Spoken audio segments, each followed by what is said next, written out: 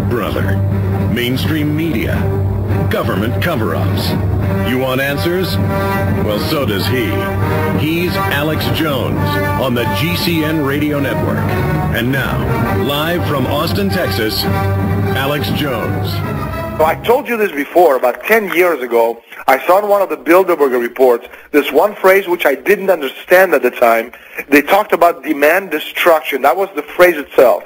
I kind of let it slide because at the time I was just overwhelmed with information and I didn't quite understand most of it. Until about 2.5 years ago, shortly after Stresa in 2004, that's the Bilderberg meeting in Italy. You know, I saw that phrase again in the Club of Rome report, and then I came across it again in one of the trilateral papers, and then I saw it on the CFR website, and then I saw it again in the Bilderberg report in 2005 from the German meeting. They're talking about demand destruction. So I asked a friend of mine in the banking industry, and he said, how do you destroy the demand? I said, well, how do you do that? He said, by destroying the world economy. When you can destroy the world economy, you can make people poor, and you can, again, transfer the wealth from us to them. Stay there, Daniel. Got a break. We'll come back and talk about what the White House press secretary has to say about this.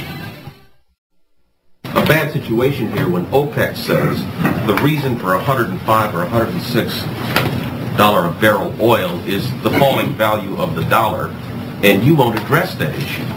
Where do we go to find out who's right? Well, as he just said, the Treasury Secretary is where you go to talk about the dollar. It's a long-standing policy that predates this administration, and I'm not going to change it today, but Treasury can talk about it. I don't expect you to change it, but I do expect you to be able to say whether OPEC is completely wrong about this, or whether there is at least something to their claim that the dollar is responsible for the high price of oil right now. Wendell, I'm under strict instructions and have been from the beginning to not talk about the dollar, and I'm not going to get fired to satisfy your question. All right. Now, that's Dana Perino, White House press secretary. The pretty face they put up there is a total puppet. We don't need Dana Perino in the White House that tells us we're not in a recession and we're in a boom economy to tell us that OPEC's telling the truth. If you're buying fuel in euros, you're paying less than you were 5 years ago. If you're buying them in dollars, you're paying 70% more. Excuse me, more than double. I don't know, it was $40 a barrel 6, 7 years ago, and it's $109 now. I don't know, what is that, more than double? I mean, it's like children. The national media needs the White House to tell them the dollar's devalued, so oil costs more. I mean, they talk to us like we are retarded children, and I'm not being mean here. They talk to us, and I guess we are, Daniel Estulin.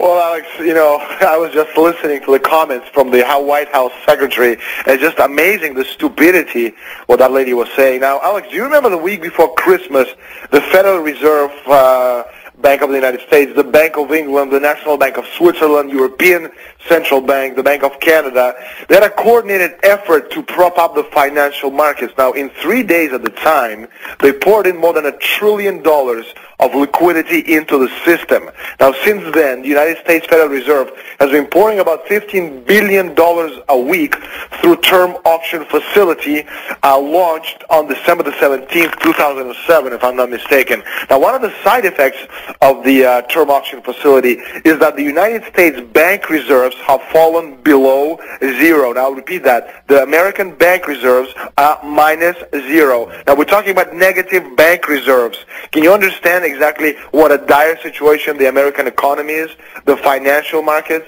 Hey, I had the head of shadowstats.com, top economist. I had the head of the New York Business School on. I've had Joseph Stiglitz, former chief economist, World Bank on, Dr. Paul Greg Roberts, former head of the Treasury. They all say that unless things are done and unless they shore up the dollar, we are going to be in a worldwide depression within 2 years. Well, you know, I think the depression is going to be much sooner than that. We're looking at probably about next year or so. Again, one of the plans that I did see, according to the Bilderberg report from a few years back, is the idea by the end of 2008, early 2009, to have the dollar lose more than 50% of its value. Well, the dollar has already lost more than 50% of its value. In fact, in New York yesterday, I saw stores accepting euros, which is, you know, something unheard of just a few weeks or months or years ago. Now, the New York Times... Mayday. Exactly. The New York Times said last week that the current, economic bubble is 600% larger than the 2000 bubble, which literally destroyed half of the American economy. Imagine what we're in for. Again, Greenspan said that right now the United States economic growth is zero. Buffett said we're in a recession. General Motors in the last quarter of 2007 is $722 million in the red. Again, what do we need to do to convince people that there are very powerful men and women behind the curtain who are controlling the lives, the daily existence of hundreds of millions of people around the world? What else must be done? Well, this is it, and they have created all the liquidity. They flooded the global markets. Their own documents stated, I want your take on this when we get back and we're going to calls.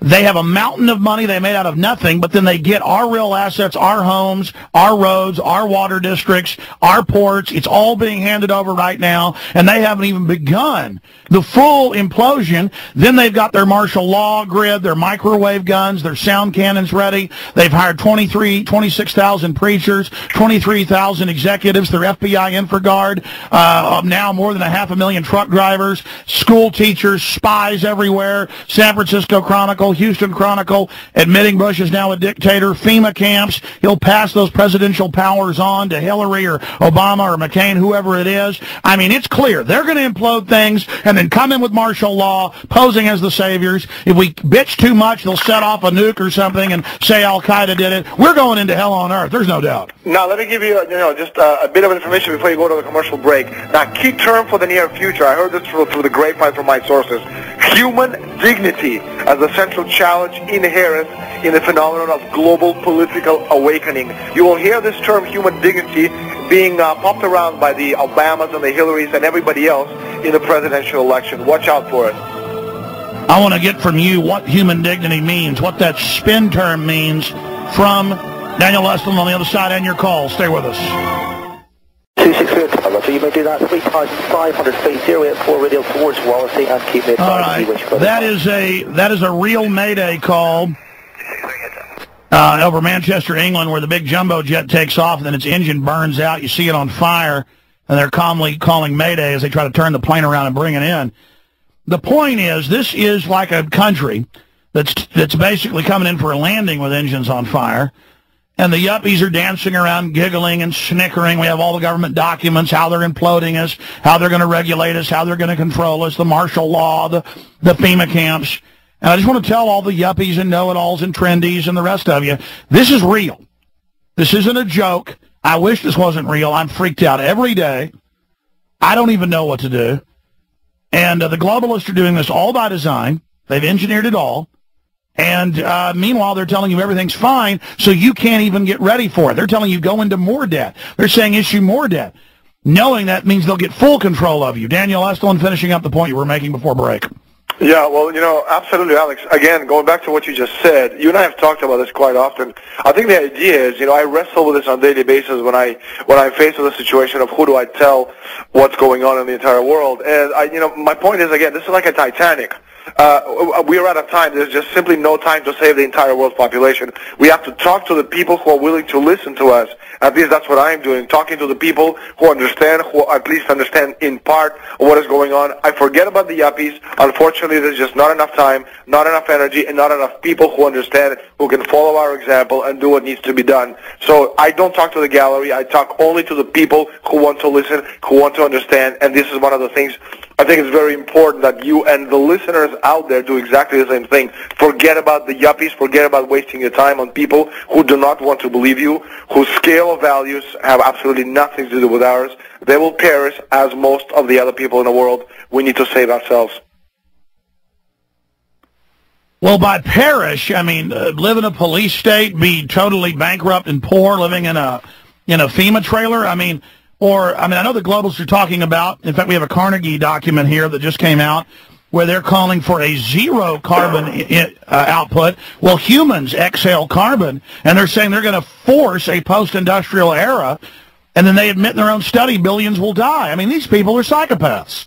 Well, of course, yeah, we understand that, but unfortunately, we just as far as I'm concerned, there's not enough time to try to convince everybody out there that what is actually going on is the truth. Most people will not believe you no matter how much effort you and I put into this, because unfortunately, again, the mainstream press has done a fantastic job dumbing down the population. They will laugh in our faces and they will not believe anything we say because, again, their reality of television, mainstream press, mainstream radio is very different from your reality and my reality, which is based on hard facts and information and data, which, of course, we have been able to glean from the man behind the curtain.